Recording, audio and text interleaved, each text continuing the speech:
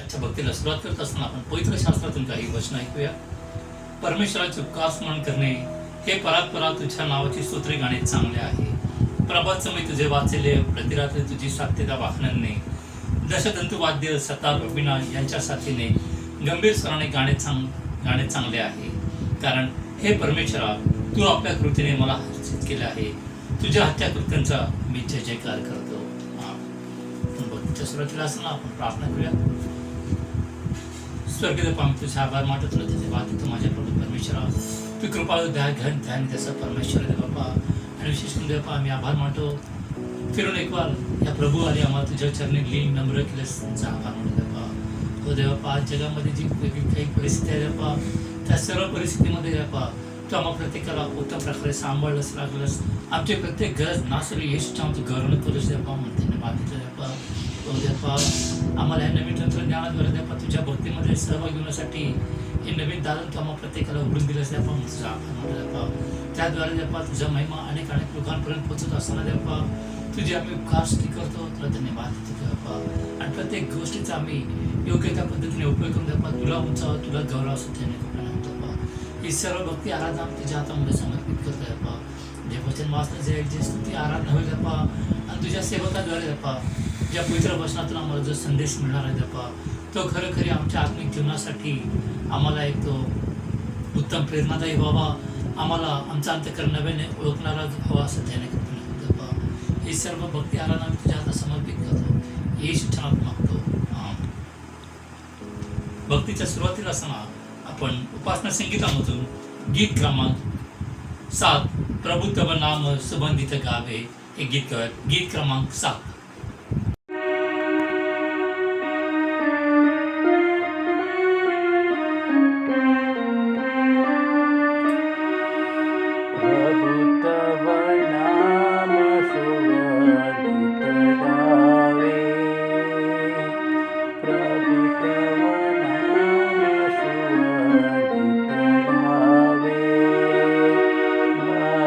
पतित मी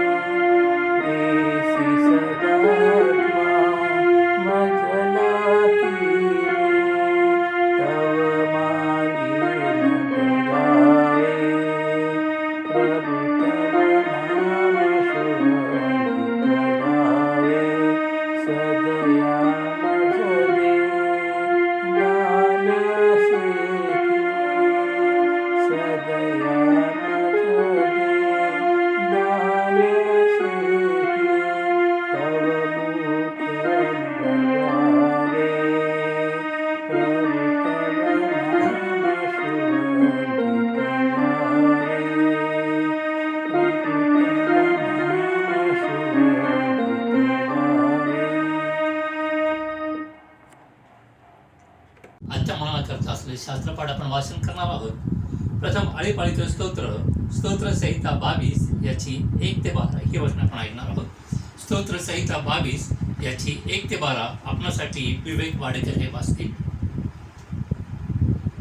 स्तोत्र संहिता 22 आपण आळीपाळीने वाचणार आहोत. स्तोत्र संहिता 22 1 ते 12 ही वचन. माझ्या देवा, तू माझा त्याग का केला?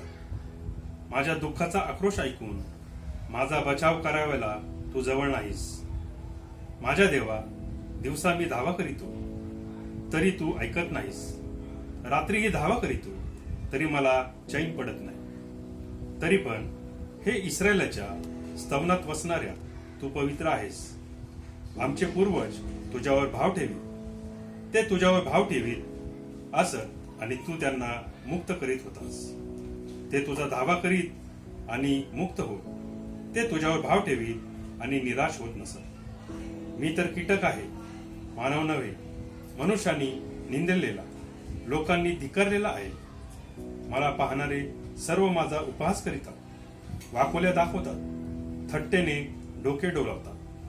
ते म्हणतात, त्याने परमेश्वरावर आपला हवाला टाकीला आहे. तो त्याला मुक्त करू, तो त्याला सोडवू, कारण तो त्याचा आवडता आहे. परंतु मला उदरातून बाहेर आणणारा तूच आहेस. मी आपल्या आईच्या अंगावर पीत होतो तेव्हा तू मला आपणावर भाव ठेवण्याची स्फूर्ती दिली. मी जन्मलो तेव्हापासून मला तुझ्या हाती सोपवले आहे. मातेच्या उदरातून बाहेर पडलो तेव्हापासून तूच माझा देव आहेस.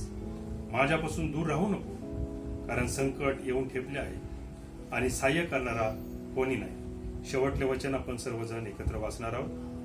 पुष्कळ घोड्यांनी मला वेढिले आहे, बाशानातील दांडग्या घोड्यांनी मला घेरिले आहे. बाप, पुत्र, पवित्र आत्मा यास गौरव असो, जसे प्रारंभी होते, सध्या आहे आणि युगाने युग राहील. आमीन. जुना करार यशाचं पुस्तक याचा 59वा अध्याय आणि वचन 1 ते 14. यशाचं पुस्तक याचा 59वा अध्याय वचन 1 ते 14 आपणासाठी संगीता मकासरे ह्या वाचून दाखवतील. जुन्या करारातून यशाया संदेशाचा 59वा अध्याय 1 ते 14 ही वचने आपण वाचू. राष्ट्रव्यापी दुष्टाईची कबुली. पहा, उद्धार करवत नाही इतका परमेश्वराचा हात तोकडा झाला नाही, ऐकू येत नाही इतका त्याचा कान मंद झाला नाही. तर तुमचे अपराध तुम्ही व तुमचा देव यांच्यामध्ये आड भिंतीप्रमाणे झाले आहे. तुमच्या पातकांमुळे तो तुम्हास दर्शन देत नाही, तुमचं ऐकत नाही. कारण तुमचे हात रक्ताने, तुमची बोटे अधर्माने विटाळली आहे. तुमची वाणी असत्य आहे, तुमची जीवा दुष्टतेचे शब्द पुटपुटते. धर्मास अनुसरून दावा करणारा कोणी नाही आणि सत्यास मरून खटला चालवणारा कोणी नाही. लोक पोकळ गोष्टींवर भिस्त ठेवितात, कपटाने बोलतात. ते उपद्रवरूप गर्भधारण करीतात आणि अनर्थाला जन्म देतात. ते नागाची अंडी बोलतात, कातणीचे जाळे विणतात. त्यांची अंडी खाणारा मरणारच. त्यातले एखादे चिरडले तर त्यातून फुरसे निघते. त्यांची जाळी पांघरणाऱ्याचा उपयोगी नाही. हे आपल्या विणकामाने त्यांना स्वतःस झाडता येत नाही. त्यांची कामे केवळ उपद्रवजनक होत. त्यांच्या हातून बलात्काराची कामे होतात. त्यांचे पाय दुष्कर्म करण्यास धावतात, निर्दोष रक्तपात करण्यास त्वरा करीतात. त्यांच्या कल्पना अधर्माच्या असतात. त्यांच्या मार्गात नाश व विध्वंस असतात. शांतीचा मार्ग त्यास ठाऊक नाही, त्यांच्या वाटात न्याय नाही. ते आपणासाठी वाकडे मार्ग करीतात. त्या मार्गाने चालणाऱ्या कोणासही शांती ठाऊक नाही. म्हणून न्याय आम्हापासून दूर राहतो, दोषमुक्तता आम्हास प्राप्त होत नाही. आम्ही प्रकाशाची अपेक्षा करीतो, तो अंधकार. उजेडाची आशा करीतो, तो आम्ही काळोखात चालू लागतो. आम्ही आंधळ्यासारखे भिंत चाचपतो, नेत्रहीनांप्रमाणे चाचपतो. संधी प्रकाशात अडखळावे तसे मध्यांसमयी अडखळतो. दष्टपुष्टांमध्ये आम्ही मृतवत आहोत. आम्ही सगळे अस्वलांसारखे गुरगुरतो, पारव्यांसारखे घुमत राहतो. आम्ही न्यायाची अपेक्षा करतो, तो त्याचा पत्ता नाही. मरणाची आशा धरितो, तो ते आम्हापासून दूर राहते. कारण आमचे अपराध तुझ समोर बहुत आहेत. आमची पातके आम्हा विरुद्ध साक्ष देतात. आमचे अपराध आम्ही जाणून आहोत. आमचे दुष्कृत्ये आम्हास ठाऊक आहेत. धर्मच्युती, परमेश्वराचा अभेद, आमच्या देवास अनुसरण्यास माघार घेणे, छलसूचक व असत्य भाषण करणे, लबाडी मनात योजून ती बोलून दाखवणे हे ती आहे. न्यायाला मागे ढकलले आहे, धार्मिकता लांब उभी राहिली आहे. कारण चव्हाट्यावर सत्य अडखळून पडले आहे, तेथे सरळतेचा प्रवेश होत नाही. प्रभू परमेश्वर वाचलेले वचन आशीर्वादित करो. त्याच्या नावास मान, महिमा आणि गौरव आम्हा सर्वांसाठी आता आणि सदा सर्व काळ असो. आमीन. यास आपण पत्र वाचन करणार आहोत. नवीन करारामधून करंथीकरास दुसरे पत्र याचा 5वा अध्याय आणि 11 ते 21 हे वचन आपण ऐकणार आहोत. करंथीकरास दुसरे पत्र याचा 5वा अध्याय आणि 11 ते 21 ही वचन आपणासाठी फिलोमिना कालेबर ह्या वाचून दाखवतो. नवीन करारामधून पौलाचे करिंथकरास दुसरे पत्र याचा 5वा अध्याय 11 ते 21 वचने आपण वाचूया. ख्रिस्ताची प्रीती आम्हाला आवरून धरते, म्हणून आम्ही प्रभूच्या भयाची जाणीव बाळगून माणसांची समजूत घालतो. देवाला तर आम्ही प्रकट झालोच आहोत आणि तुमच्या सत्सक विवेक बुद्धीतही प्रकट झालो आहोत, अशी आशा मी धरितो. आम्ही तुमच्या जवळ आपली प्रशंसा पुन्हा करीत नाही, तर तुम्हाला आमच्या विषयी अभिमान बाळगण्याची संधी मिळावी म्हणून असे लिहितो, अशा हेतूने की जे अंतस्थ गोष्टींबद्दल नव्हे तर बाह्य गोष्टींबद्दल अभिमान बाळगतात त्यांना तुम्हाला उत्तर देता यावे. आम्ही भ्रमिष्ट झालो असलो तर ते देवासाठी आणि आम्ही शुद्धीवर असलो तर ते तुमच्यासाठी आहोत. कारण ख्रिस्ताची प्रीती आम्हाला आवरून धरते. आम्ही असे समजतो की एक सर्वांसाठी मेला तर सर्व मेले, आणि तो सर्वांसाठी ह्याकरिता मेला की जे जगतात त्यांनी पुढे स्वतःकरिता नव्हे तर त्यांच्यासाठी जो मेला व पुन्हा उठला त्यांच्याकरिता जगावे. ख्रिस्ताच्या ठायी राहिल्याने नवजीवन. तर मग आतापासून आम्ही कोणाला देहदृष्ट्या ओळखीत नाही, आणि जरी आम्ही ख्रिस्ताला देहदृष्ट्या ओळखले होते तरी आता ह्यापुढे त्याला असे ओळखीत नाही. म्हणून जर कोणी ख्रिस्ताच्या ठायी असेल तर तो नवी उत्पत्ती आहे. जुने ते होऊन गेले, पहा ते नवे झाले आहे. ही सगळी देवाची करणी आहे. त्याने स्वतः बरोबर आपला समेट ख्रिस्ताच्या द्वारे केला आणि समेटाची सेवा आम्हाला दिली. म्हणजे जगातील लोकांची पातके त्यांच्याकडे न मोजता देव ख्रिस्तांमध्ये स्वतः बरोबर जगाचा समेट करीत होता, आणि त्याने आपल्याकडे समेटाचे वचन सोपवून दिले. समेटाचा संदेश. म्हणून देव आम्हाकडून विनवित असल्यासारखे आम्ही ख्रिस्ताच्या वतीने वकिली करीतो. देवाबरोबर समेट केलेले असे तुम्ही व्हा, अशी आम्ही ख्रिस्ताच्या वतीने विनंती करीतो. ज्याला पाप ठाऊक नव्हते त्याला त्याने तुमच्या आमच्या करिता पाप असे केले, यासाठी की आपण त्याच्या ठायी देवाचे नीतिमत्व असे व्हावे. वाचलेली वचने देवबाप आपणासाठी आशीर्वादित करो. त्याच्या नावाला मान, महिमा, गौरव आता आणि सदा सर्व काळ असो. आमेन. यावेळेस आपण भक्तीच्या मध्यस्थळी असताना उपासना संगीतामधून गीत क्रमांक 555 हे गाऊयात. गीत क्रमांक 555, सांगा मला ती वार्ता.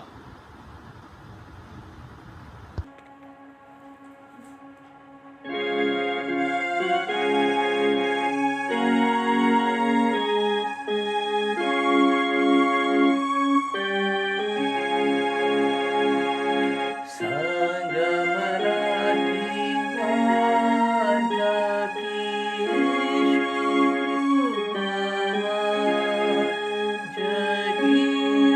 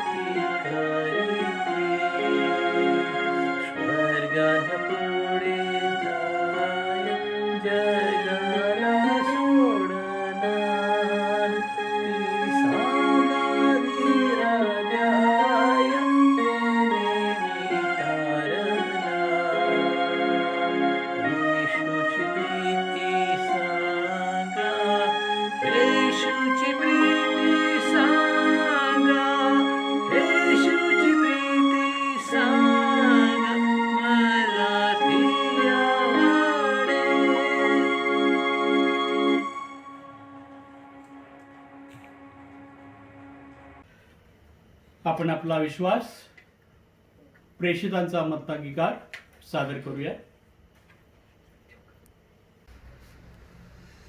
सर्व समर्थ देवच पिता, आकाश व पृथ्वी यांचा उत्पन्न करता, त्याचवर मी विश्वास ठेवितो आणि त्याचा एकुलता एक पुत्र येशू ख्रिस्त आमचा प्रभू, जो पवित्र आत्म्याच्या योगाने गर्भरूप झाला, कुमारी मरेच्या उदरी जन्मास आला, ज्यांनी पंत पिलाताच्या वेळेला दुःख भोगले, ज्याला वधस्थ मी खेळले, जो मरण पावला व ज्याला पुरले, जो मृत्यूलोकात उतरला व तिसऱ्या दिवशी मेलेल्यातून पुन्हा उठला, स्वर्गात चढला आणि सर्व समर्थ देवज पिता त्याच्या उजवीकडे बसला आहे, तेथून जिवंतांचा व मेलेल्यांचा न्याय करायला जो येणार आहे, त्याचवर मी विश्वास ठेवतो.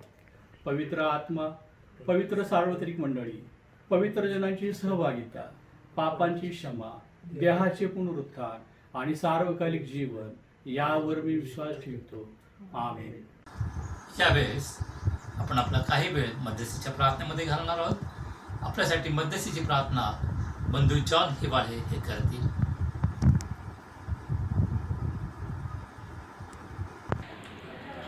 हे आमच्या स्वर्गीय देव बापा, तुझे मनापासून स्तुती करतो, आभार मानतो प्रभुराया. आजचा आम्हाला तो शब्द देऊन दाखवला, पवित्र देव दाखवला प्रभुराया. तुझी स्तुती करतो, नावाला धन्यवाद असं परमेश्वर देव बापा. गेला आमचा तू महिनाभर आमचा तू सांभाळ केला प्रभुराया.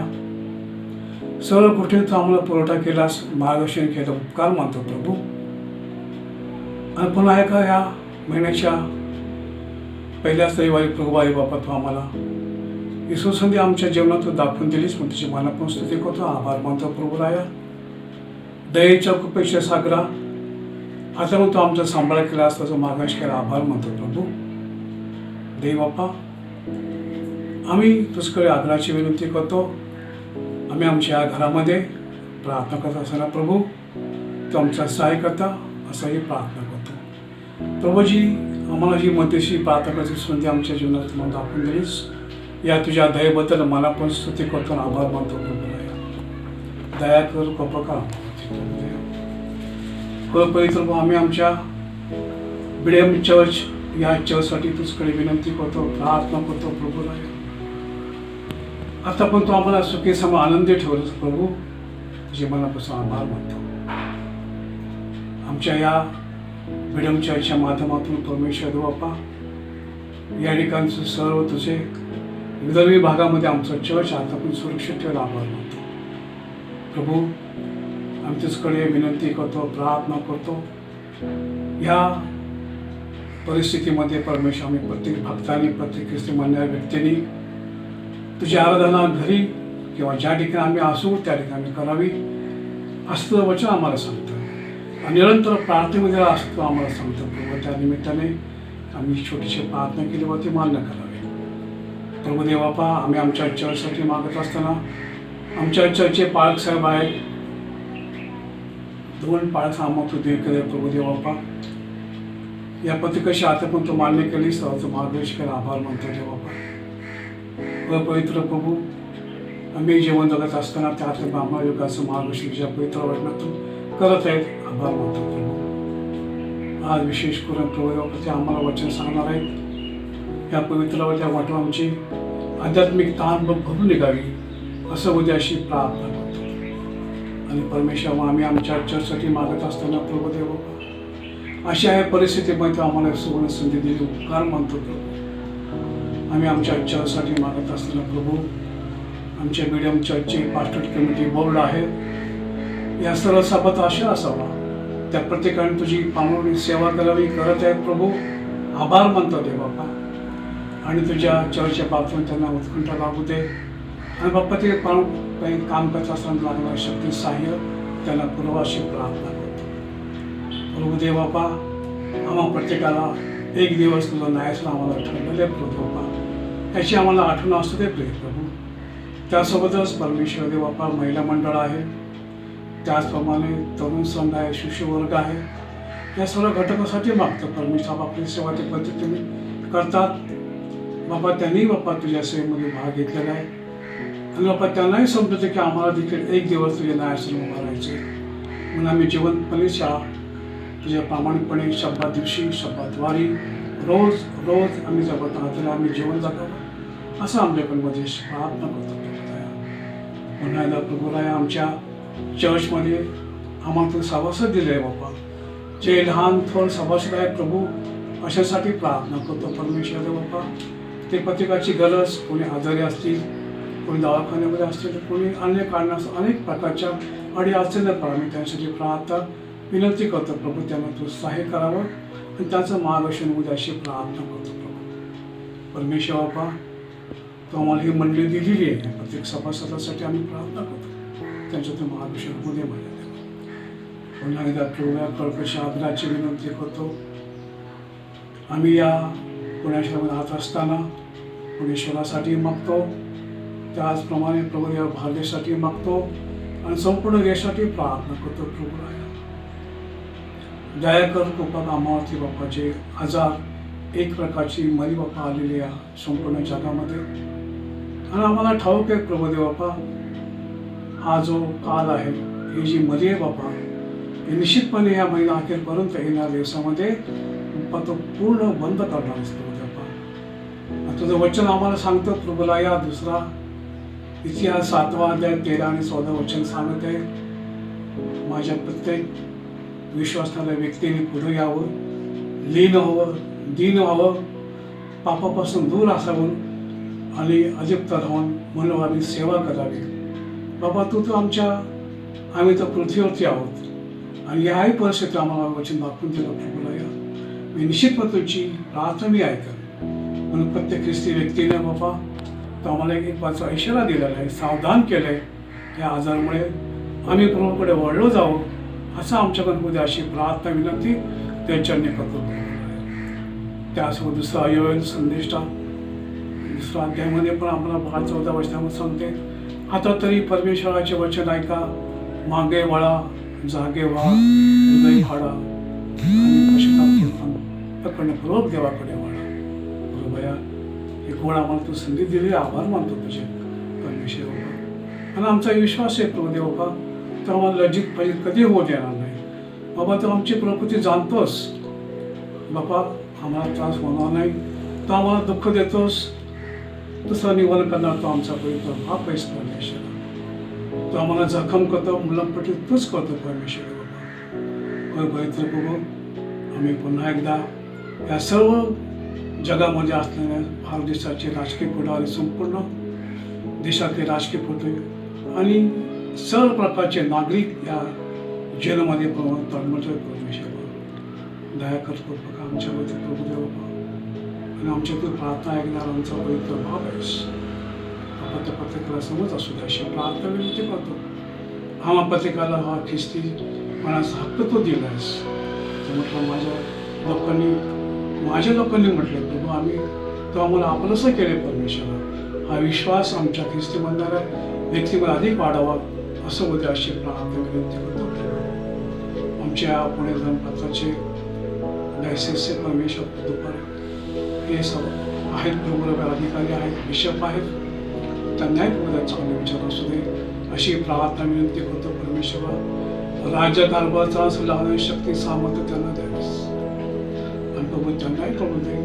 आणि प्रभू आम्हाला समज असू दे की आमचं न्यायसंघ ठरलं परमेश्वर. संपूर्ण भारतामध्ये असलेले बिशप वर्ग, त्यासमोर असणारे सर्व याजकगण, पालक, सभासद या सर्वांसाठी प्रार्थना विनंती करतो परमेश्वर. प्रत्येकाने लीन बाबा नमुन्याकडे यावं अशी प्रार्थना करतो. आणि देवबाबा आमच्या या नागपुड्यामध्ये तो आपला श्वास ठेवलाय प्रभू, तू आम्ही सर्व काय करू शकतो. नुकताच वेळ आहे आणि आत्ताच हा समय परमेश्वर. आणि प्रभू एक बाप आम्ही मान्य करतो, आमच्याकडे चुकायची प्रभू झाली, आम्हाला क्षमा करावी. आणि प्रभू या पुन्हा एक बाप आमच्या चर्चसाठी मागतो, विशेष करून ते बघू जास्तीत जास्त सभासद, विशेष करून तुझ्या पवित्र मंदिर येण्यासाठी पालकांचं मार्गदर्शन होते. आणि सभासदांना कळू दे की आराधना किती करणं महत्त्वाचं आहे, किती लाभाचं आहे. शबातवार आणि रोज रोज तुझ्या आत्म्याचं पालन करून आम्ही पुढे यावं असं बोलू परमेश्वर. पुन्हा एकदा प्रभूया या विशेष करून मागतो, संपूर्ण पुणे शहरामध्ये आणि संपूर्ण देशामध्ये जी मेडिकल सेवा आहे परमेश्वर बाबा ती पूर्णतास तू देत आहेस, त्यांना तू सहाय्य केला, आभार मानतो परमेश्वर.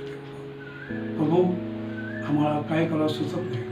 तू म्हटलं अहो कष्टी फारकांच्या न हो ते सर्व मज कळ म्हणजे मी तुम्हाला विसावा देईन. हे पवित्र प्रभू आम्ही तुझ्या अशा जाणार कोणाकडे परमेश्वर. आणि पुन्हा एकदा प्रभू बाबा या प्रार्थनेमध्ये बाबा जे काय मागितले बाबा ते मान्य करावं. आणि विशेष करून ते प्रभू या चर्चच्या उन्नतीसाठी मागतो परमेश्वर बाबा. आणि पुन्हा एकदा आमची मिडियम चर्चची मंडळी आहे, समजून जागा अनेक अशा मंडळी आहेत, प्रत्येकाने जागा हो असं बघेल. या प्रार्थनेमध्ये प्रभू जे काय मी मागितलेले बाबा ते मान्य करावे. आणि चुकून काय राहिलं गेल्या तर मला क्षमा करावी. आणि पुन्हा एकदा बाबा आम्ही क्षमा करत राहून तुझ्या इच्छेत आम्ही जेवण घालावं असं आमच्याकडे होते. सर्व प्रार्थना विनंती बाबा तू मान्य करावेस. आणि बाबा पुन्हा एक वार आम्ही आमच्या देशासाठी मागतो प्रभूया. तर आम्हाला निश्चितपणे या महिनाभराच्या प्रकारानं होईना परमेश्वर आम्हाला तू अधिकारी आमची प्रार्थना ऐकणार आमचा बाबा. या प्रार्थनेमध्ये बाबा मी काही मागितले ते मान्य करा. म्हणजे काय राहून गेलं ते परंतु कृपेने बहुत अशी प्रार्थना ह्या घरात तुझा भरपूर असावा अशी प्रार्थना विनंती करतो परमेश्वर. तुझं घर आहे परमेश्वर, तू म्हटलं परमेश्वर ती प्रार्थना घ्या. सर्व प्रार्थना विनंती आमचा तारक प्रभूचे ख्रिस्त त्याच्या गोड प्रिय नावातील विनंती तुझ्या चरणी सादर करतो म्हणतो ऐक. आमेन. आजच्या करता नेमण्यात आले शुभवर्तमान आपण ऐकूया. मत्तेकृत शुभवर्तमान याचा 27वा अध्याय आणि वचन 45 ते 56 ऐकूया. मत्तेकृत शुभवर्तमान याचा 27वा अध्याय आणि वचन 45 ते 56 आपण ऐकूया. आजच्या करता नेमण्यात आले शुभवर्तमान 45व्या वचनापासून आजच्या शुभवर्तमानाला सुरुवात होते. मग दुपारी 6व्या तासापासून 9व्या तासापर्यंत देशभर अंधार पडला आणि सुमारे 9व्या तासाला येशू मोठ्याने आरोळी मारून म्हणाला, एली एली लबा सबक्तनी, म्हणजे माझ्या देवा तू माझा त्याग का केला. तेथे जे उभे होते त्यांच्यातील कित्येकांनी हे ऐकून म्हटले, तू एलियाला हाक मारतो. मग त्यांच्यातून एकाने लागलेच धावत जाऊन स्पंज घेतला आणि तो आंबेले भरून बोरूच्या टेकावर ठेवून त्यास चोखावयास दिला. इतर म्हणाले, असू दे, एलिया त्याचा बचाव करावयास येतो की काय हे आपण पाहू. मग येशूने पुन्हा मोठ्याने ओरडून प्राण सोडला. तेव्हा पहा, पवित्र स्थानातील पडदा वरपासून खालपर्यंत फाटून दुभागला. भूमी कापली, खडक फुटले, थडगी उघडली आणि निजलेल्या पवित्र जनांतील पुष्कळ जणांची शरीरे उठविली गेली. ते त्यांच्या पुनरुत्थानानंतर थडग्यातून निघून पवित्र नगरात गेले आणि अनेकांना दिसले. शताधिपती व त्याच्याबरोबर येशूवर पहारा करणारे हा भूमिकंप व घडलेल्या गोष्टी पाहून अत्यंत भयभीत झाले व खरोखर हा देवाचा पुत्र होता असे म्हणाले. तेथे पुष्कळ स्त्रिया दुरून हे पाहत होत्या. त्या येशूची सेवा करीत गालिलहून त्याच्या मागे आल्या होत्या. त्यांच्यामध्ये मगदलिया मरिया, याकोब व योसे यांची आई मरिया व जब्दीच्या मुलांची आई ह्या होत्या. आजच्या करत्या नेमण्यात आलं हे शुभवर्तमान आहे. हे ख्रिस्ता तुझी स्तुती असो.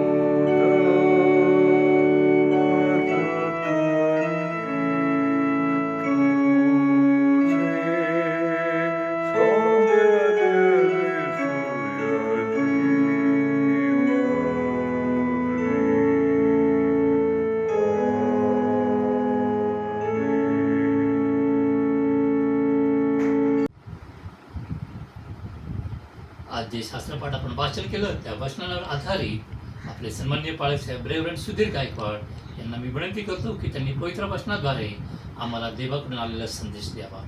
रेव्हरंड सुधीर गायकवाड. प्रार्थना करूयात. सर्व समर्थ यहोवा दैवापा, फिरून एक वार तुझ्या पवित्र वचनातून या नवीन महिन्याच्या पहिल्या प्रभुवारी बोलण्याची महान संधी दिली, आभार मानतो. हे देवा, तू बोल, आम्ही तुझी लेकरं ऐकत आहोत. पवित्र आत्म्या, तू बोल आणि आम्ही तुझी लेकरं ऐकत आहोत. येशू ख्रिस्त आमचा प्रभू याच्या द्वारे आमेन. प्रभूच्या नावाला धन्यवाद देतो, त्याची उपकार स्तुती करतो. फिरून एक वार आज या माध्यमातून आपल्यापर्यंत देवाचा महान निरोप आणण्याची ही महान संधी परमेश्वर दैवापानं प्राप्त करून दिलेली आहे. आज मे महिन्यातील हा पहिला प्रभुवार आणि आज संपूर्ण जगभर हा दिवस कामगार दिन म्हणून साजरा केला जातो.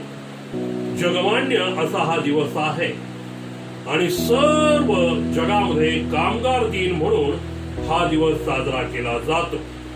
प्रभूला धन्यवाद देऊयात की उदरनिर्वाहासाठी आपल्याला देऊ केलेले सर्व उद्योग कामकाज करण्याकरता त्यानं परत एक वार प्रत्येकाला शक्ती पुरवली, आरोग्य दिलं, उत्तम बौद्धिक कौशल्य दिलं आणि आपले वरिष्ठ अधिकारी, कनिष्ठ सहकारी या सर्वांचं सहकार्य आपल्या कामामध्ये आपल्याला मिळवून दिलं. त्याबद्दल देवाला आपण धन्यवाद देऊयात. आणि या निमित्त सर्वप्रथम सर्व कामगार वर्गांना या दिवसाच्या मी शुभेच्छा देतो आणि परमेश्वर दैवा पुढील प्रवासामध्ये तुम्हाला विशेष रीतीनं सहाय्य करो, आशीर्वादित करो, आरोग्य देव आणि तुमची कमाई बरकतायुक्त असो, आशीर्वादित युक्त असो अशी मी परमेश्वर चरणी प्रार्थना करतो.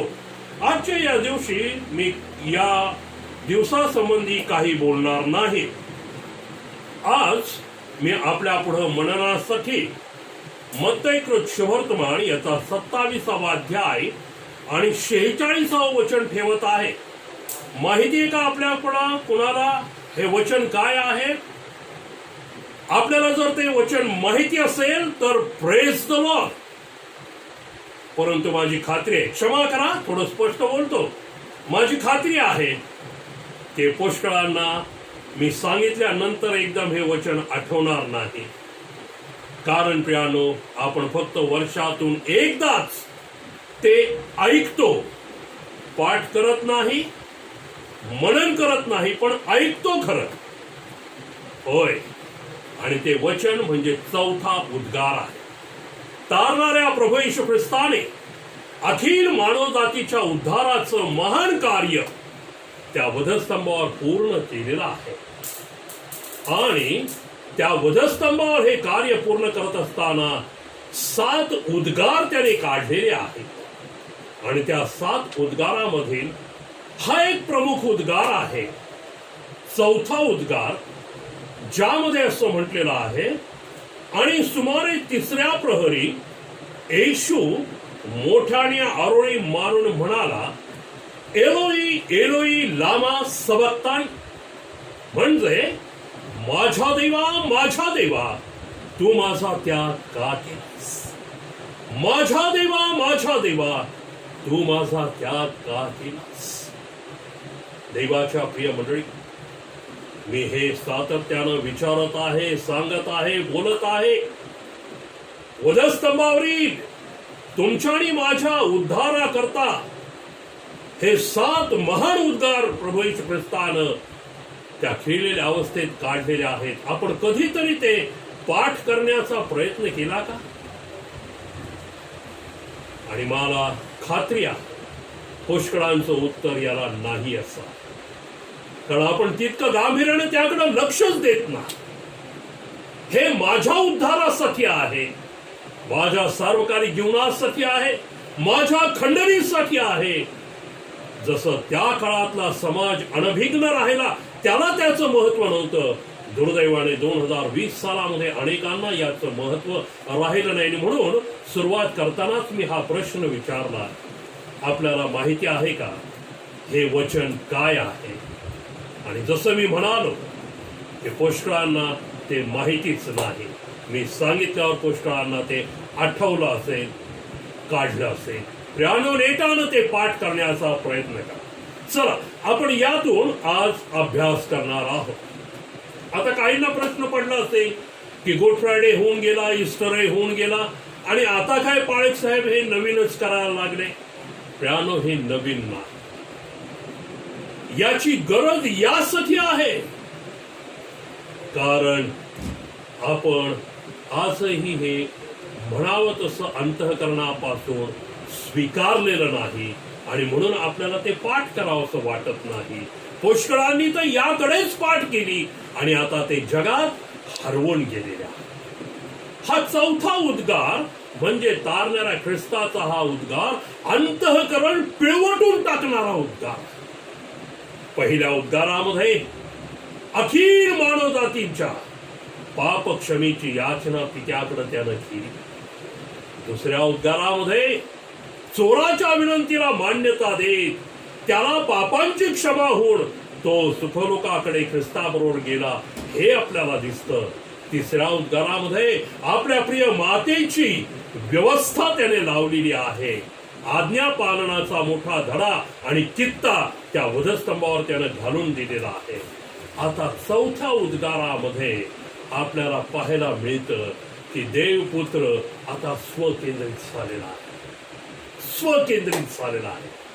अखिल मानवजातीची आठवण, चोराची विनंती मान्य करणं, मातेची व्यवस्था लावणं, आणि आता तो स्वकेंद्रित झालेला आहे. भयंकर रीतीनं आता या त्याच्या शरीराच्या यातना वाढलेल्या असणार आहे, वेदना वाढलेल्या असणार आहेत. सहजच जवळ आपल्या कोणी आपला आहे का पाहण्याकरता जेव्हा तो दृष्टी टाकतो, काय दिसतंय? गुरुजी, तुझ्याबरोबर आम्हाला मरावं लागलं, आम्ही मरू, पेत्रासहित शिष्य म्हणत होते. कसमा खाल्ल्या त्यांनी, नाही का? कसमा खाल्ल्या, खाल्ल्या म्हणजे गिळल्या. प्रियानो, पेत्र तिथे नाही, कित्येक शिष्य तिथे नाही. त्याचप्रमाणे निरोगी झालेले त्या वधस्तंभाच्या अवतीभोवती कोणी दिसत नाही. देवाच्या प्रिय मंडळी, मेलेल्यातून जे त्याने उठवले ते कोणी तिथे दिसत नाही. 38 वर्षाचा दुखणेकरी दिसत नाही, कोणी तिथं दिसत नाही. हे पुत्र स्वकेंद्रित झाले. हे पहा, अगदी त्या मराठमोळ्या म्हणीसारखं चित्र आपल्याला तिथे दिसतंय. गरज सरो आणि वैद्य मर, अगदी तसंच आहे की नाही? दुःखावेग वाढलेला आहे, यातना भयंकर झालेल्या आहेत. हे पुत्र एकश्चित मनुष्य म्हणून त्या वधस्तंभावर खेळलेला आहे. अंतःकरण पिळवटून टाकणारे त्यांचे हे उद्गार. आता देवपुत्र या ठिकाणी आपल्याला दिसत आहे की तो आपल्या माय बोलीत म्हणजे आरामी भाषेमध्ये बोलत आहे. एलोई एलोई लामा सबक्तानी, म्हणजे माझ्या देवा तू माझा त्याग का केलेला. देवाच्या प्रिय, दुःखावेग वाढलेला आहे, जखमा चिघळलेल्या आहे, जवळ कुणीच नाही. आपल्याला साधी सुई टोचली की पटकन मुखातनं अगं आई निघून जात, वेदना जाणवतात. या ठिकाणी देवपुत्र काय करत आहे? आता तो बापा म्हणत नाही, पित्याला तो बापा म्हणत नाही. तो आता म्हणत आहे, माझ्या देवा तू माझा त्याग का केला. पुष्कळ लोक या उद्गाराबद्दल संभ्रमात आहे. एका मंडळीमध्ये मी देवाच्या या वचनातून, या उद्गारातून बोलत असताना उपासना संपली आणि एक गृहस्थ माझ्याकडे आले. आणि ते गृहस्थ माझ्याकडे आले आणि ते मला म्हणाले, पाळक साहेब, तुम्ही पाळक लोक जे सत्य आहे ते सांगत नाही. म्हटलं, काय झालं ब्रदर, सांगा ना मला. मग त्यांनी सांगितलं, या चौथ्या उद्गाराबाबत जे काही तुम्ही सांगता अथवा बोलता ते स्पष्ट का सांगत नाही? म्हटलं काय स्पष्ट सांगायचं? सर्व स्पष्ट सांगितलेलं आहे मी. त्यांनी मला म्हटले, ते ऐकून मी थोडा वेळ अगदी स्तब्ध झालो. 60 उलटलेले ते गृहस्थ होते. मला म्हटले, मी पवित्र शास्त्राचा अभ्यासक आहे, पवित्र शास्त्राचं मनन आणि चिंतन मी करतो. हा जो उद्गार येशू ख्रिस्तानं काढलेला आहे, माझ्या देवा तू माझा त्याग का केला, या उद्गाराचा अर्थ आपल्याला असा समजतो की म्हणून या उद्गारातनं आपल्याला हेच सत्य लक्षात येतं की येशू ख्रिस्त घाबरलेला आहे, येशू ख्रिस्त भ्यालेला आहे आणि म्हणून तो हे बोलतो. त्यानं हे भयंकर उद्गार ऐकल्यानंतर काही वेळ स्तब्ध झालो. ते ग्रस्त मला म्हणाले, झालात का नाही पाळक साहेब निवृत्त? मी म्हटलं, मी मुळीच निवृत्त झालो ना, परंतु तुमची मला कीव करावीशी वाटते, तुमची मला कीव करावीशी वाटते. अनितीनं सत्य दाबून ठेवणारे असे तुम्ही आहात. तारणारा ख्रिस्त घाबरण्याचं कारणच नाही, तो भयभीत होण्याचं कारणच नाही. या उद्गाराचं स्पष्टीकरण मी परत तुम्हाला देतो. तारणारा ख्रिस्त काय करत आहे? हा चौथा उद्गार म्हणजे देवपुत्र आता स्वतःच रक्त घेऊन त्या परम पवित्र स्थानात निघालेला आहे. अर्थात हे रक्त घेऊन जात असताना देवबाप अखिल मानव जातीच्या पापाचं ओझ त्याच्या मस्तकावर ठेवत आहे. स्तोत्र क्रमांक 57:2 मध्ये देवाचं वचन म्हणतं, परात्पर देवाला जो माझं सर्व काही सिद्धीत नेतो त्याला मी हाक मारी. देवपुत्र ख्रिस्तांची तेच करत आहे, कारण त्याला माहिती आहे पहिल्या उद्गारामध्ये अखिल मानव जातीच्या क्षमेची व्यवस्था त्यानं लावून दिली. दुसऱ्या उद्गारामध्ये त्या चोराच्या विनंतीप्रमाणे त्याला सुखदुःखाकडे क्षमा पावल्यानंतर तो घेऊन गेलेला आहे. तिसऱ्या उद्गारामध्ये मातेची व्यवस्था, आज्ञापालनाचं महत्व त्यानं पटवून दिलेलं आहे. आता या उद्गाराद्वारे त्याला आता ते महान कार्य करायचं आहे, ती मोठी जबाबदारी पार पाडायची आहे, ज्याच्या करता या जगात मानवी देह धारण करून तो आलेला आहे. तो देवाच्या स्वरूपाचा असूनही देवास समान असणे हा लाभ त्यानं मांडला नाही, तर त्यानं स्वतःला रिक्त केलं. त्यानं दासाचं स्वरूप धारण केलं. होय, तो रिक्त झालेला आहे आणि पापाचं ओझं घेऊन त्याला आता स्वतःच्या रक्ताची खंडणी देवाला द्यायची आहे. कारण देवाचं वचन म्हणतं, मानवाच्या पापाची खंडणी इतकी मोठी आहे की ती भरून द्यायचं नेहमी राहिलं असतं. ते फक्त ख्रिस्ताच्याच रक्तानं शक्य होणार होतं आणि तेच देवपुत्र या उद्गाराद्वारा आता करण्याकरता निघालेला आहे. तो आपल्या पित्याला हात मारत आहे. तो म्हणतो, माझं सर्व काही सिद्धीस नेणारा देवाला मी हात मारीन. स्तोत्र 145:18 मध्ये म्हटलेलं आहे, जो कोणी खऱ्या मनाने त्याचा धावा करतो देव त्यांना जवळ असतो. आणि देवपुत्र अगदी आता हेच करत आहे. कारण एकश्चित मानव म्हणून देवाचा महान उद्देश हा देवपुत्र आता पूर्ण करत आहे. एकश्चित मनुष्य म्हणून 1 करीन 15:4, रोम 5:15 मध्ये हे आपल्याला चित्र पाहायला मिळतं. देवाच्या प्रियपणे निर्दोषाला दोषी ठरवणं हे इतिहासाला काही नवीन नव्हतं. अगदी या वचनाप्रमाणे घडतंय का पहा. यशया 59:14 आणि 15 वचनात म्हटलेलं आहे, न्यायाला मागं ढकललेला आहे, न्यायाला मागं ढकललेला आहे. धार्मिकता लांब उभी राहिली आहे, कारण चव्हाट्यावर सत्य अडखळून पडलं आहे. सत्याचा अगदी अभाव झाला आहे. दुष्कर्मापासून दूर राहणारा मात्र बळी पडत. अगदी या वचनाप्रमाणे आहे की होय, पण हे होणं गरजेचं आहे. हे होणारच होतं. हे भाकीत यशानं 700 वर्ष अगोदर करून ठेवलेलं होतं.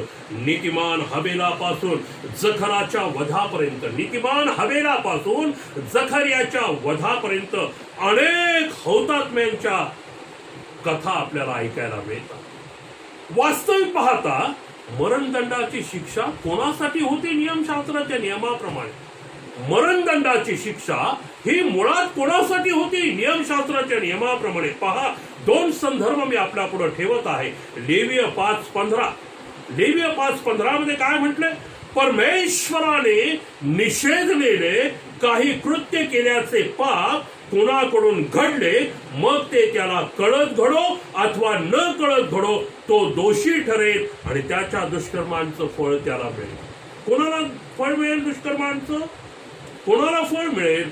जो दोषी ठरलेला आहे. म्हणजे परमेश्वराने निषेधलेलं कृत्य हे जो कोणी करतो, सिद्ध होतो, तो दोषी ठरेल, त्याला शिक्षा. दुसरं, अनुवाद 18 ते 21 वचनामध्ये, कोणा मनुष्याचा मुलगा शासन करूनही सुधारला नाही तर त्याच्या आईवडिलांनी त्यास गावाच्या वेशी बाहेर नेऊन नगराच्या वडिलांच्या स्वाधीन करावे व तो ऐकत व सुधारत नाही म्हणून सर्व पुरुषांनी त्यास धोंडमार करून ठार मारावे. ह्या प्रकारे तू आपल्यातून दुष्टाई दूर करावी. आज ज्याला मरणदंड दिलेला आहे, जो मरणदंड ज्यानं स्वीकारलेला आहे, त्याच्या बाबतीत पवित्र शास्त्राची साक्ष काय आहे? पहा, 1 पेत्र 2 अध्याय 22 वचन, त्याने पाप केले नाही. ख्रिस्ताने पाप केले नाही, तो पाप विरहित होता. त्याचप्रमाणे योहानकृत शुभवर्तमान याचा 12वा अध्याय, योहानकृत शुभवर्तमान याचा 12वा अध्याय आणि या 12व्या अध्यायामध्ये काही वचनं मी जाणीवपूर्वक आपल्याला वाचून दाखवतो.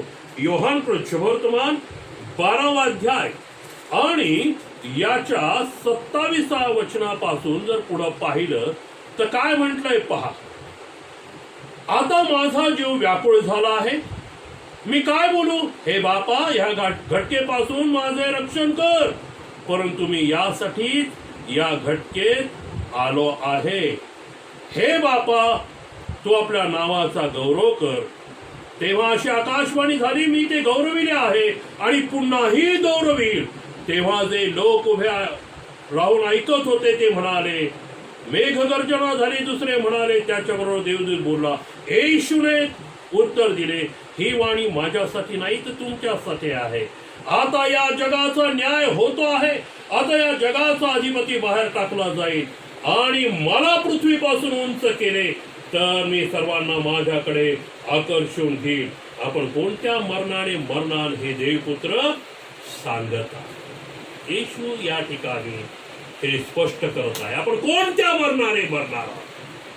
पाप विरहित असणारा, पण मला पृथ्वीपासून उंच करा, मी सर्वांना माझ्याकडे आकर्षून घेणार आहे. आता लोक त्याच्याकडे आकर्षिले गेले की नाही, त्यावेळेसही ते अनुत्तरित राहिलं, आजही ते अनुत्तरित आहे. पण देवपुत्र मात्र हे महान कार्य पूर्ण करत आहे. 1 योहान 3 अध्याय 5व्या वचनात म्हटलेलं आहे, त्याच्या ठाई पाप नव्हते, त्याला पाप माहित नव्हते. 1 पेत्र 1:19, तो देवाचा पवित्र व निष्कलंकित कोकरा होता. देवाचा पवित्र व निष्कलंकित कोकरा, आणि म्हणून मरणाचा त्याच्यावर अधिकारच नव्हता, तरी तो तेथे आहे. होय, तरी पण तो तेथे आहे. याचं उत्तर आहे. आपण इतक्यातच योहानाच्या शुभवर्तमानातून ऐकलं, मला पृथ्वीपासून उंच करा, मी सर्वांना माझ्याकडे आकर्षून घेईल. प्रियांनो, म्हणून येशू वधस्तंभावर आहे. सर्वांनी त्याच्याकडे आकर्षिलं जावं, म्हणजे ख्रिस्तमय व्हावं, त्याला आपला वैयक्तिक धारणारा म्हणून स्वीकारावं. आपलं व्यक्तिगत जीवन प्रकाशित सामर्थ्यानं भरलेलं, ख्रिस्ताच्या रक्तानं धुतलेलं, सार्वकालिक क्षमा पावलेलं असं आपण व्यतीत करावं. म्हणून तो त्या वधस्तंभावर आहे. तो त्या वधस्तंभावर खेळला गेलेला आहे. प्रगटी 13:8. का तो वधस्तंभावर आहे? प्रगटी 13:8. जगाच्या स्थापनेपासून वधला गेलेला देवाचा कोकरा तो हाच आहे, आणि म्हणून देवपुत्र तिथे आहे. देवाच्या प्रिय मंडळी, ख्रिस्त म्हणत आहे, तू माझा त्याग कर. तसं जर पाहायला गेलं नीती 8:30 मध्ये काय म्हटलंय? तो पित्याच्या प्रीतीचा विषय होता. काही लोक म्हणतात ख्रिस्त आपल्या पित्याला दोष देत आहे. नाही, देवपुत्र ख्रिस्ताने कधीच आपल्या पित्याला दोष दिला नाही, कधीच नाही. त्यानं नेहमी आपल्या पित्याच्या इच्छेप्रमाणेच सर्व केलं. तो तर आपल्या पित्याच्या प्रीतीचा विषय होता. मग तो आपल्या पित्याला दोष कसा देऊ शकेल? यशा 50:6-8 मी मारणाऱ्या पुढे आपली पाठ केली, केस उपटणाऱ्यांपुढे आपला गाल केला. उपमर्द व छिथू यापासून मी आपले तोंड फिरवले नाही, कारण परमेश्वर मला सहाय्य करणार म्हणून मी लज्जित झालो नाही. माझी फजिती होणार नाही हे मला ठाऊक होते, कारण मला नीतिमान ठरवणारा माझ्या जवळ आहे. ख्रिस्ताचा विश्वास आहे, पिता माझ्या बरोबर आहे. मग तो पित्याला दोष देईल काय आणि म्हणेल काय? तू माझा त्याग का केला? देवाच्या प्रिय मंडळी, आपल्याला थोडस घटनेकडं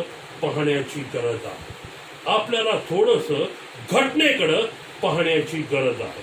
काय नेमकं घटना घडलेली आहे थोडस आपण जर अभ्यास म्हणून त्याकडं पाहिलं तर आपल्याला या ठिकाणी एक चित्र दिसतं. काय चित्र आहे?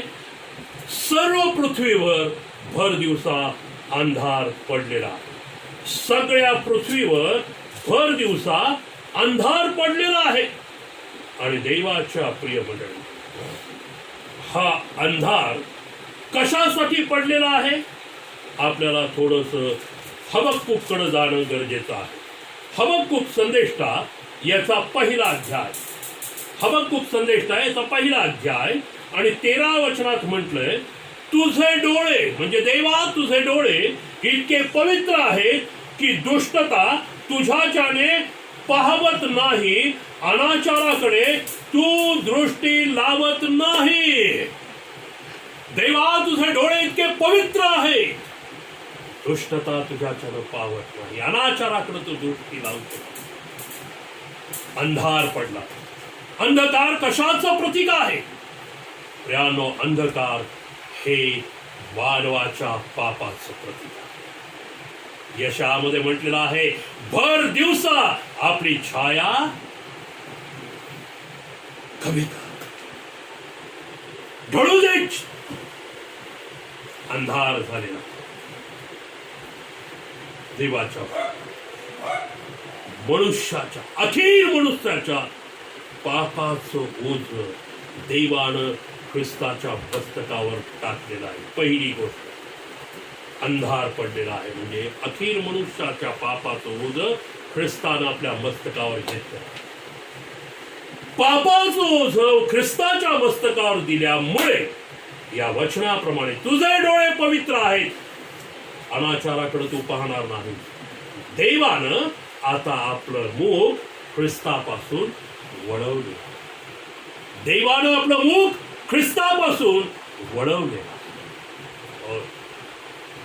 तिसरी गोष्ट, इब्री लुकास पत्र 9 अध्याय. काय म्हटलं? इब्री लुकास पत्र याचा 9 अध्याय. आणि या 9व्या अध्यायामध्ये ज्यावेळेस आपण पाहतो त्यावेळेस आपल्याला त्या ठिकाणी एक महान सत्य पाहायला मिळतं, जे या उद्गाराचं आपल्याला व्यवस्थित स्पष्टीकरण दिल्याशिवाय राहणार नाही. आणि याच्या 12व्या वचनामध्ये काय म्हटलंय पहा, किंबहुना 11 आणि 12 ही 2 वचने मी वाचतो. ख्रिस्त हा पुढे होणाऱ्या चांगल्या गोष्टी संबंधी प्रमुख याजक होऊन आला व जो हातांनी केलेला नाही म्हणजे या सृष्टीतला नाही अशा अधिक श्रेष्ठ व पूर्ण मंडपातून आणि बकरे व वासरे यांचं नवं तर स्वतःचं रक्त अर्पण करून एकदाच परमपवित्र स्थानात गेला आणि त्याने सार्वकालिक मुक्ती मिळवली. कारण बकऱ्याचे व बैलाचे रक्त आणि कालवडीची राख ही अशुद्ध झालेल्यांवर शिंपडल्याने जर देहाची शुद्धी होईल इतके पवित्र करते, तर सार्वकालिक आत्म्याच्या योगे ज्याने निष्कलंक अशा स्वतः देवाला अर्पण केले, त्या ख्रिस्ताचे रक्त आपली सत्सद विवेक बुद्धी जिवंत देवाच्या सेवेसाठी निर्जीव कृत्यापासून किती विशेष करून शुद्ध करील. स्वतःचं रक्त देऊन देवपुत्र परमपवित्र स्थानात गेलेला, परमपवित्र स्थानात गेलेला देवाच्या पहा. याकोबाचं पत्र 5वा अध्याय 5व्या आणि 6व्या वचनात म्हटलंय, तुम्ही पृथ्वीवर चैनबाजी व विलास केला, वधाच्या दिवशी तुम्ही आपली तृप्ती केली. तुम्ही पृथ्वीवर चैनबाजी व विलास केला वधाच्या दिवशी. कुणाच्या वधाच्या दिवशी? हे पुत्र ख्रिस्ताच्या वधाच्या दिवशी अखिल मानव जातीनं आपलीच तृप्ती केली. इथे पुढे म्हटलेलं आहे, याकोब महाराज म्हणतात, नीतिमानाला तुम्ही दोषी ठरवलं, पण तो तुम्हाला विरोध करत नाही. त्यानं विरोध केला नाही, त्यानं दोष कुणाला दिला नाही, त्यानं कुरकुर केली नाही. तो स्वतःच रक्त घेऊन परमपवित्र स्थानात गेला आणि देवामध्ये आणि मानवामध्ये समेट त्यानं घडवूनच आणलं. होय, त्यानं समेट घडवून आणलं. देवाच्या प्रिय तो त्यागला गेला, हे सत्य आपण नाकारू शकत नाही. मग त्याला त्यागलं कोणी? देव तर तिथेच आहे. करंजकराच्या पत्रातून आपल्याला समजलं, देव समेट करून आणत होता, घडवून आणत होता. देव तिथेच आहे, पण तो त्यागला गेला हे सत्य आपण कोणीच नाकारू शकत नाही. मग कोणी त्याला त्यागलेला आहे? त्याचा त्याग कोणी केलेला आहे? देवाच्या. पहा, देवाचं वचन यशा 59:2 मध्ये काय म्हणतं? तुमचे अपराध तुम्ही आणि तुमचा देव याच्यामध्ये आड भिंतीप्रमाणे. तुमचे अपराध पापमय जीवन, वासनासक्त जीवन, जुन्या आदामाचं जीवन आजही देवामध्ये आणि आपल्यामध्ये आड भिंतीप्रमाणे आहे. आणि ज्यांचं जीवन असं आहे त्यांनी ख्रिस्ताला त्याग, हा पुरावा. त्यांचा अजूनही देवाबरोबर समेट झाला नाही, ख्रिस्ताबरोबर समेट झाला नाही. कारण पापाच्या आड भिंत तशीच आहे.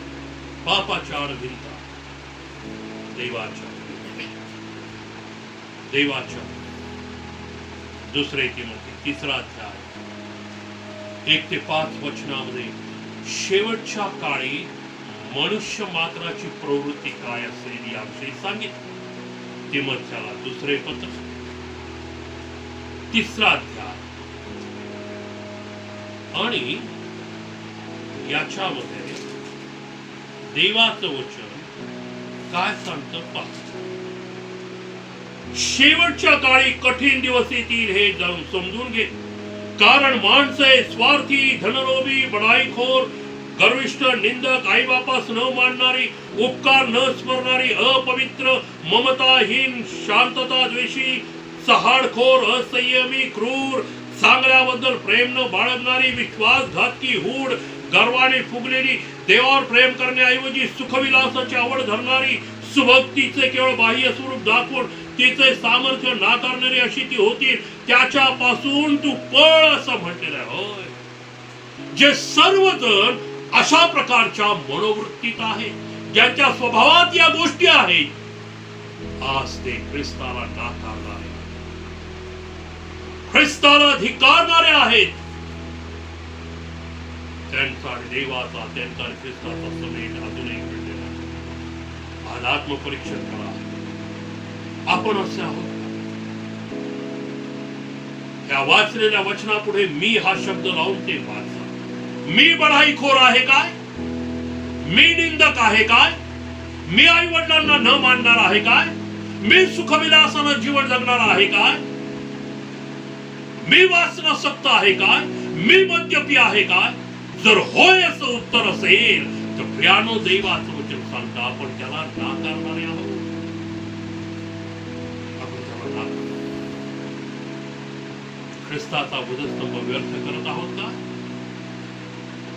संत श्रेष्ठ पौल फिलिप्पीकरांच्या पत्रात मी तुम्हाला यापूर्वी सांगितलेलं आहे आणि आताही रडत रडत सांगतो. काय रडत रडत सांगतो? कित्येक असे आहेत की ते ख्रिस्ताच्या वधस्तंभाचे वैरी ठरलेले आहेत. ओ माय गॉड, आपण ख्रिस्ताच्या वधस्तंभाचे वैरी आहोत काय? आपण वैरी ठरावं म्हणून आपल्यासाठी ही खंडणी देवपुत्रानं इतक्या भयंकर यातना वेदना सहन करून देवाला दिलेली आहे का?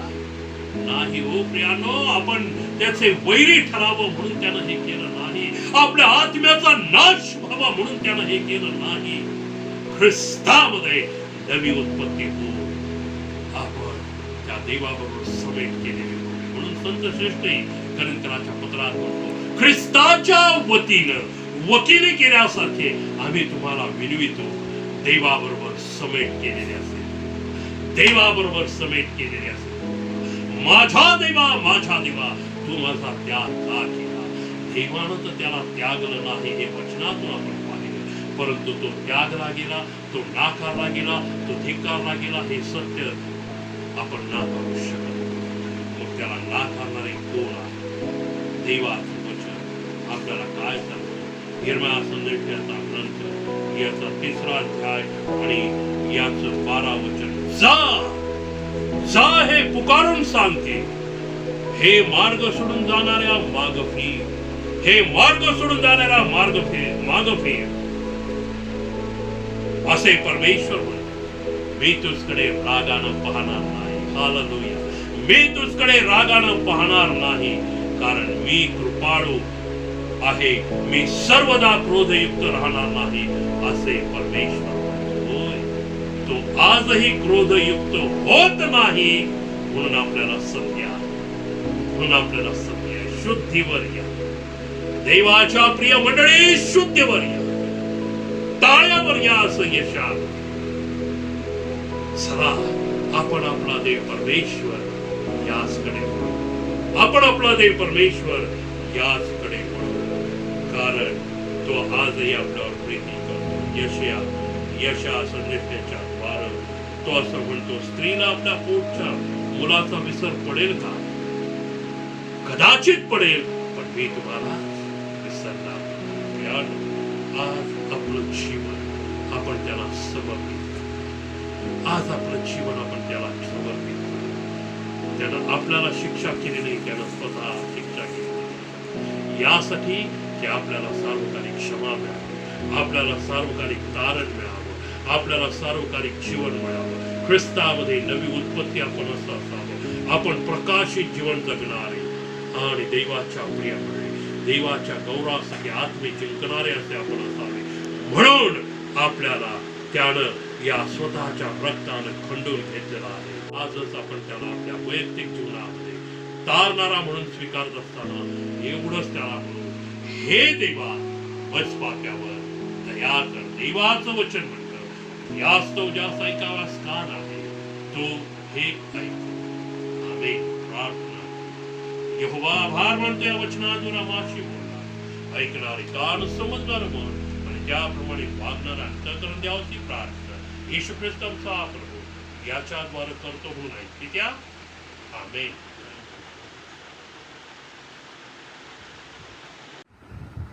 भक्तीच्या समाप्तीला असताना आपण उपासना संगीतामधून गीत क्रमांक 22 हे गाऊयात. गीत क्रमांक 22, जय जय जगदीशा.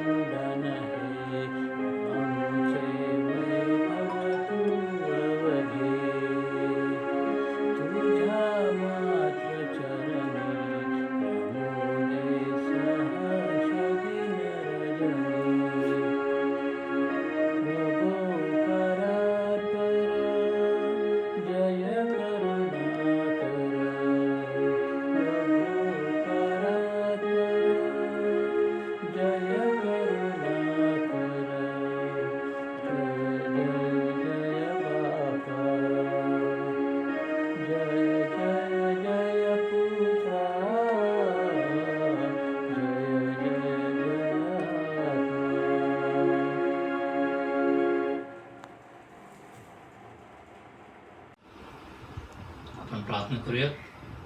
पवित्र पवित्र आमच्या स्वर्गीय सेनाधीश परमेश्वरा, आम्ही तुझ्या नावाला मान महिमा आणि गौरव देतो.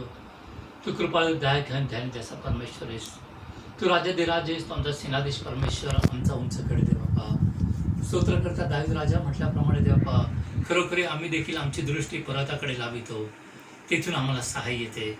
हो स्वर्गीय पित्या, तू आमचा सहाय्य करतायस, तू आमचा उंच गड दे बाप्पा. आज आम्ही सर्व मानवजाती दे बाप्पा तुझ्या चरणी लीन नम्र नतमस्तक होतं दे बाप्पा. तर तू एकमेव आमचा जिवंत परमेश्वर आहे. तू आमचा येशू ख्रिस्त, आमचा तारणारा, आमचा आरोग्यदाता तू आहेस दे बाप्पा. हो प्रभू येशू, तुझ्या नामामध्ये आम्हाला शांती आहे. तुझ्या नामामध्ये आम्हाला पाप क्षमा आहे दे बाप्पा.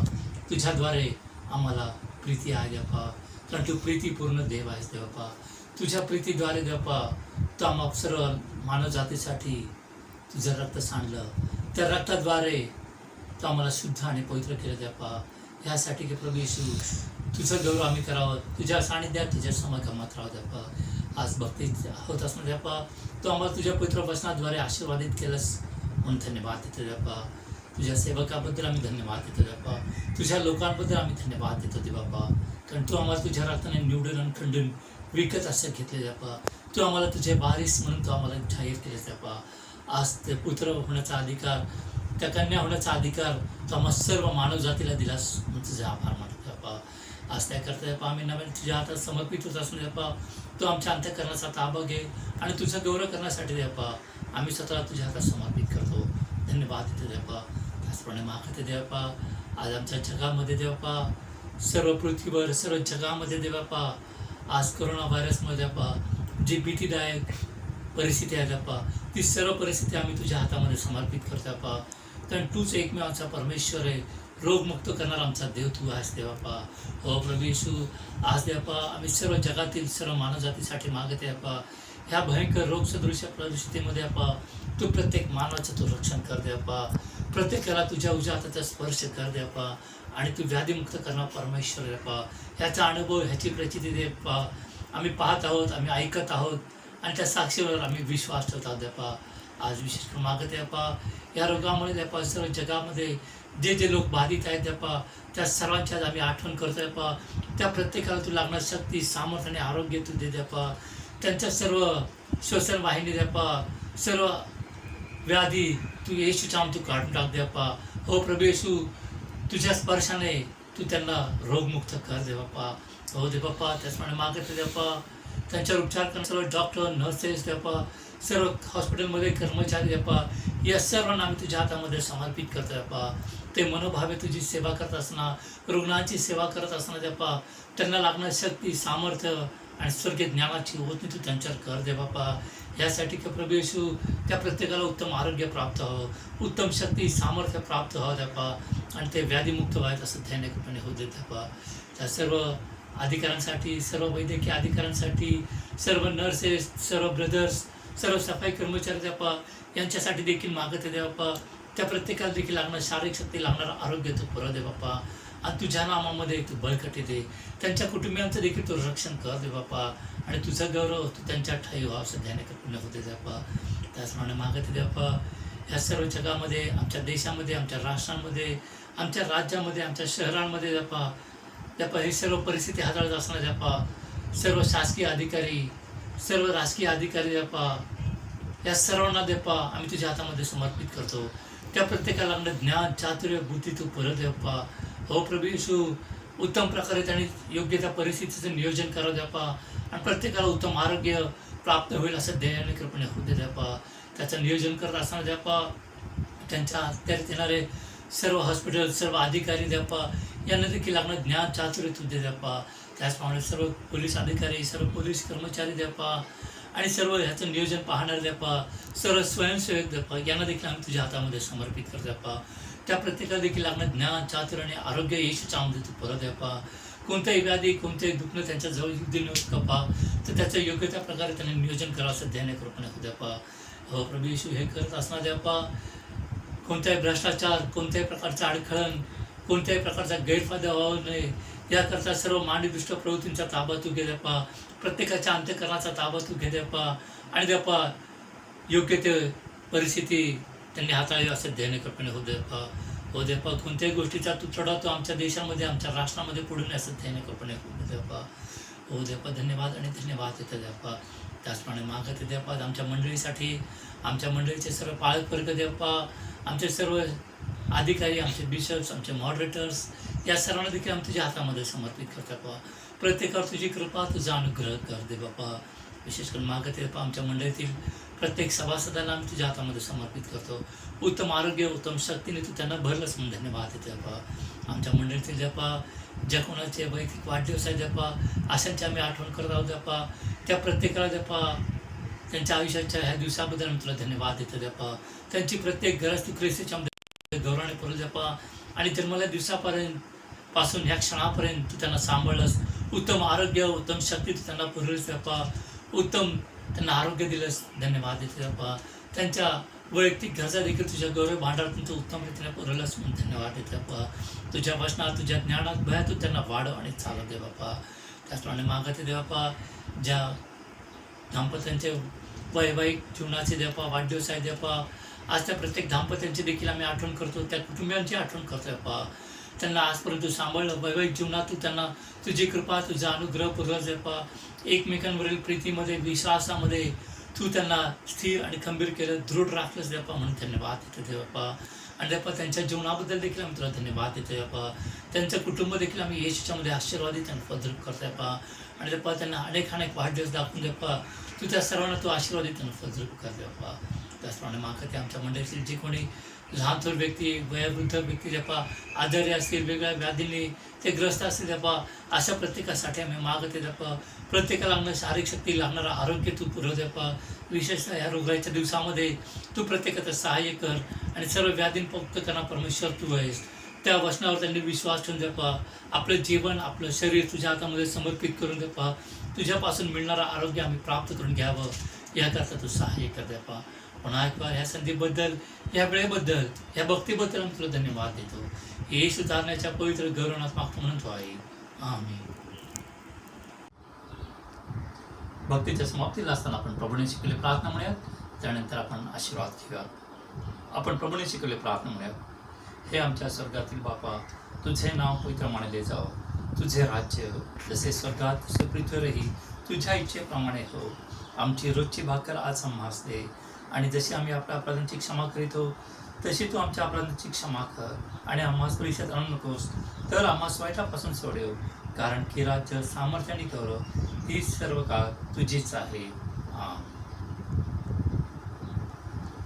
आता देवबापाची प्रीती, प्रभू येशूची कृपा आणि पवित्र आत्म्याची सहभागिता आम्हा सर्वांबरोबर, आमच्या कुटुंबियांबरोबर आता आणि सदा सर्वकाळ राहो. आमीन.